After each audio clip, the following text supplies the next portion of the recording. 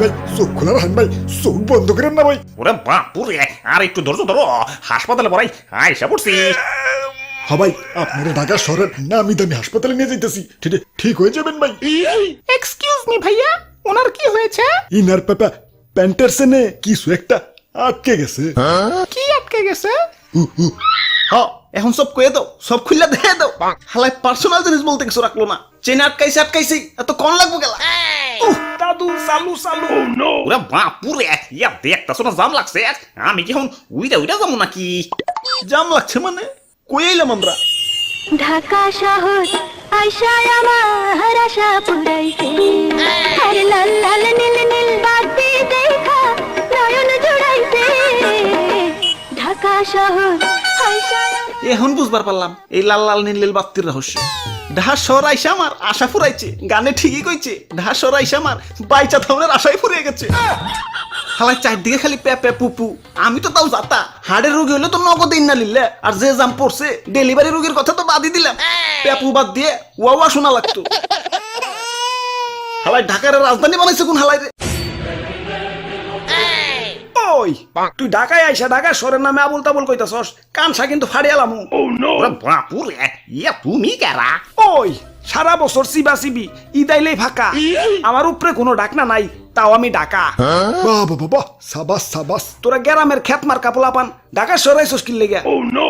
হাসপাতালে আইছি, নাহিদবার পাপা প্যান্টের সেনে। খেত মার কাছে কেঠায়, ওটা তো পরিবেশ দেখেই বুঝবার পারতাছি। এই যদি ঢাকা শহরের নমুনা। ওরে বাপুরে, ইয়া তার দেখা তো তোমাকে দাদির ইয়া মনের কথা স্মরণ হয়ে গেল।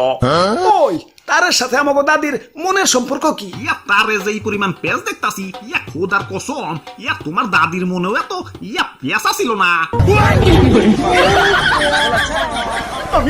আমি ঢাকা শহরের অবহেলিত দেয়াল, আমার কোনো ভ্যালু নাই। একটু পোস্টপাস ধরে যে থাকুমু তার আর উপায় নাই। কয়দিন পর পর কেউ না কেউ আইসা আমার পোস্টার মোস্টার লাগাইতে চলে যায়। তারপর থেকেই যেই পাশ দিয়ে যাইবো টুস করে পোস্টারটা একটু ছিঁড়া লাইব, আমার সৌন্দর্যের 12টা বাজিয়ে দেয়।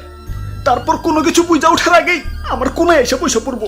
আরে খাচ্চরেরা, প্রকৃতির ডাকে সারা দেবা ঠিক আছে, কিন্তু আমার উপরেই কেন সার্বজনীন টয়লেট পাইছো?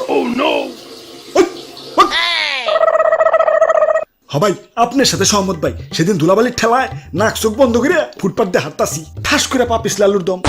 চোখ খুলে দিই ফুটপাতে পাপা পানি জমে রয়েছে। ইদানিং তো বৃষ্টি হয় নাই, পানি জমে থাকার তো কথা না। পরে নাক খুলে 1.5 মিনিট গবেষণা করার পর বুঝলাম এটা তো পানি না, শহরের চাচাতো ভাইদের মূত্র বিসর্জন। গন্ধ যাও, গোসল করে আসো। পরে ওয়াসার পানিতে যে গোসল দিচ্ছি, উল্টারও না পাক হয়ে গেছি।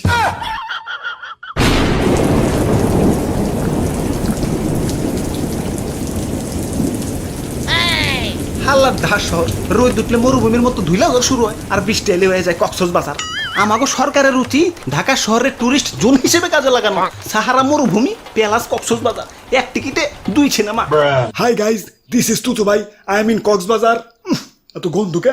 ওরে বাপুরে, ইয়া জানো না নাকি yeah this water is connected by yeah ময়লা ড্রেন।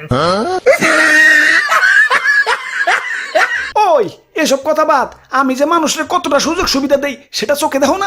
লাখ লাখ মানুষ এই শহরে এসে জীবিকা নির্বাহ করে।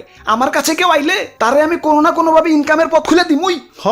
ঠিকই কইছ। সেদিন লোকাল বাসে জামে বইসা বইসা ঘাম্বার লাগছি, ফাত করে একটা বেডির মতো বেড়াইছে, হাতে 2টা তালি দিয়ে 50টা নিয়ে গেল।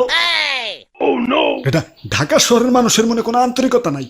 একই বিল্ডিং এ থাকবো, অথচ যুগ যুগ পার হয়ে যাবে, কেউ কাউরে চিনবো না। ওরে বাপুরে, ইয়া জুয়ান কালে এক সেরিরে দেখে ক্রাশ খাইছিলাম।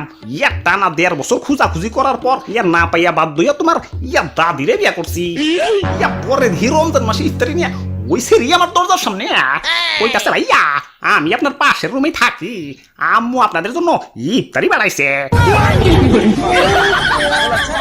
ওই তাতে আমার দুষ্কনে, আমি তো চাই স্মার্ট হয়ে থাকতে, কিন্তু তখন জ্বালাই কি আর স্মার্ট হয়ে থাকুনের উপায় আছে রে?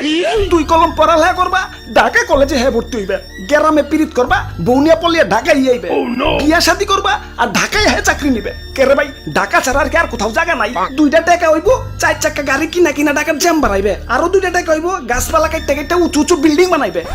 তবে বিল্ডিং না থাকলে আবার নিজের উন্নত মনে হয় না। যাই কও, ঢাকা শহরের জীবনযাত্রার মান কিন্তু অনেক উন্নত। স্কুল, কলেজ, অফিস, আদালত, হাসপাতাল সব হাতের নাগালে। গ্রামের মতো তো দূর দূরান্তে না। এমন অনেক খবর পাইছি, হাসপাতাল দূরে হওয়ার কারণে গ্রামের রোগীরে রাস্তায় ময়রা ভূত হয়ে গেছে গা। আর ওই যে ভাও হাসপাতাল দেখা যায়, এন থেকে এনে মাত্র 1.5 মিনিটের রাস্তা। সেই সাত এত সাতকে ডেঙ্গু মশাই কামড়ছে, ডেঙ্গু মশাই কামড়ছে। দাদু তাড়াতাড়ি হাসপাতাল নিয়ে যাও, হাসপাতালে। ইয়া দেখতাছো না জাম লাগছে, আমি কি এখন উইরা উইরা যাবো নাকি?